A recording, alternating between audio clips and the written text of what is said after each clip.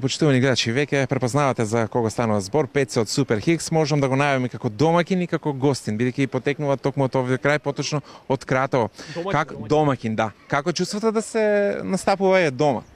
Па, види, јас сум кратовец по татко, по Чичковци, по баба ми, по дедо ми, Диме Калајджија, кои што се сеќаваат по старите кратовци и така натаму, така што ми е доста емотивна оваа средба тука и овој концерт кој што ќе се случи вечерва, затоа што ова е практично, верували или не, прва официјална свирка и настап на Супер Хикс во Кратово од нивното постоење. А следната година правиме 30 години, па сега ти види. Само еднаш имаме настапено тука пред домот на културата и тоа беше некој хуманитарен настан на моје инсистирање. И ова е практично прв официјален настап на кој што вечерва ќе настапиме. Многу ми е драго и возбуден сум и ќе направиме некои интересни работи вечерва. Може да те запрашаме, кое е место тука од Кратово така ти буди некои спомени од детството? Сега зборував, тука лево во оваа Занечиската уличка, за жал тука Занечи повеќе нема. Умре таа гранка некако во Македонија, меѓутоа имаше клакерджилница. Јас од Скопје кога дојдовме, не ми беше јасно дали постоја оние на точење сокови кои што се продаваа низ Скопје, клакери. Не можам да се сетам дали некаде се продаваа во 80-тите, меѓутоа тука имаше стар чичко, не знам дедо практично во тоа време, не знам како му беше името сега, нека ми простати фамилијата да поздравам негова ако не гледаат. Имаше клакери и ќе се зигравме тука по сокациве, ќе дојдеме испотени и еден клакер ладен кој ќе го дупне со тоа таквото дрвеното. Тоа ми е спомен од детство онака. Еден од многуте кои што ги имам од Кратово, а сме фаќали риби под камен во Кратовска река малку подоле, кај што се бавчите.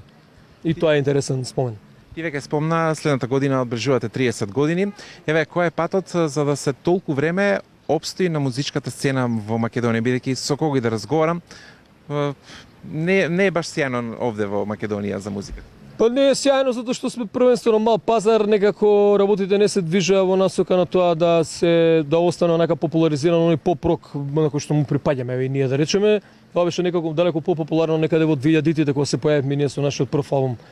Чекај викам каде бе малку, трнлив е патот, како да ви кажам, ама ако сте решени, упорни и ако се реши тоа да го работите, тогаш моја девизија и ја помладите бендови вообичаено така ги карам, треба да се држат до тоа и треба да бидат упорни. Знаеш, додека не ги поминеш, не знам, ние што се немаме поминато со Супер Хиксот, спиење по комбиња, патување илјадници километри, Берлин, Франција, Германија, Словачка, најголемите фестивали, големи имиња, и така натаму тога кога ќе го поминеш и ќе поминат години, тогаш може да каже дека си изградил во некој да кажеме докажан артист, ајде, не знам, пријатно смени е тоа.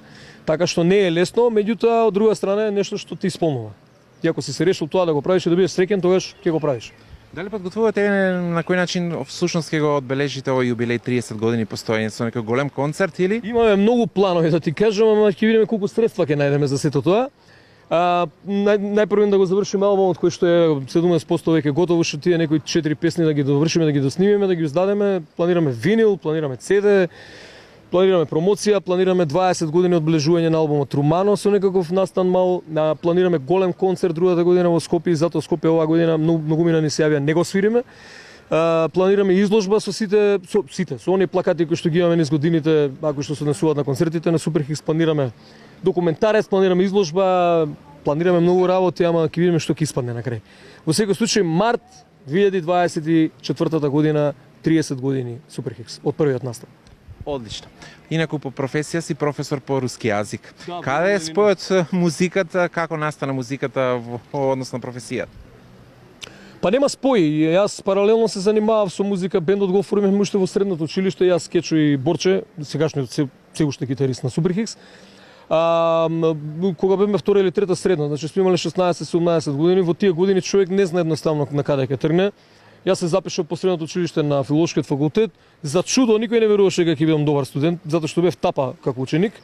И за чудо го завршив и тоа со одличен просек 8,3. Меѓутоа некако не знам, влегов во музичките води, се задржав тука со Супер Хикс. Се сконцентрирав на она што го работиме со Супер Хикс и остана така некако. Знаеш, имав некои понуди во животот и со рускиот да се занимавам, ама сега си го практикувам, вака си разговарам.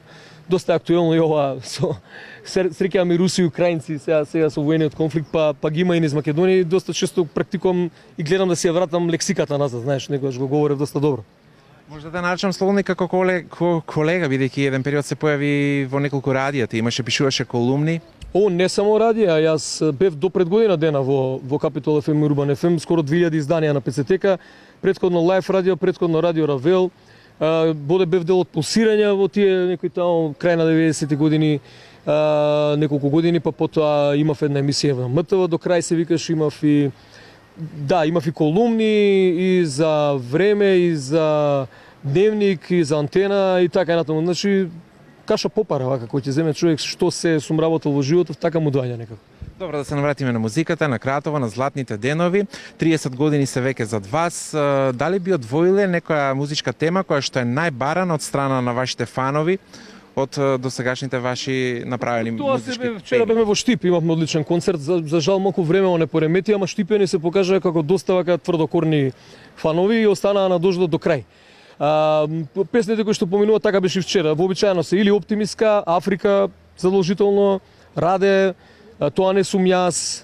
Мислам дека тоа се топ 4 хитови на глупави песни, да не ги заборавам. Значи тоа е глупави песни, практично беше една песна што нас не вивна малку подалеку од она што се нарекуваше претходно андерграунд, каде што бевме. Тоа се тие теми кои што се пеат и ден денеска и мислам дека ќе се пеат и кога ќе не нема. Го спомнавте Штип, а неодамна бевте во Проби Штип, имавте настап пред се неколку години. Па не е баш неодамна, има добри 4-5 години. Знаеш каква анекдота имаме поврзано со тој настап во Проби Штип? Ова е лудило. Ова веројатно ќе се најде во некоја книга или во документарецот. Тргнуваме за Проби Штип, другиот ден свиреме во Созопол, во Бугарија на фестивал. И моето возило го вози братно на Гоце диџејот од Супер Хикс. Ние возиме со комбе напред, треба да го врати беклајнот, опремата, појачалата назад за Скопје, ние да продолжиме на фестивал. Му ги давам клучевите, му го давам возилото и му викам, пази само немој по пат некоја срна да удриш. И човек го удри срна по пат. Ова не е лага, ова е жива вистина. Имаше крв напред, но му викам, па како е ова можно да се случи? Така што имаме доста интересна анекдота поврзана со тоа патешествие. Во Проби Штип и за жал само еднаш сме биле во Проби Штип. Да се надеваме дека и се надеваме сега поминуваме, се надевам дека ова, знаеш, ова со Кратово е многу добар пример, се надевам дека ќе го следат и останатите помали градови. Знаеш, вообичаено помали градови па немаме буџет, не, ќе си најдете буџет и помалите градови, си најдете спонзори и ќе ја промовирате македонската музика и македонските артисти, уметници, филмови, што и да е. Мора да го вратиме Македонија на вистинскиот културен пат, бидејќи ова турбофолкот не потепа малку.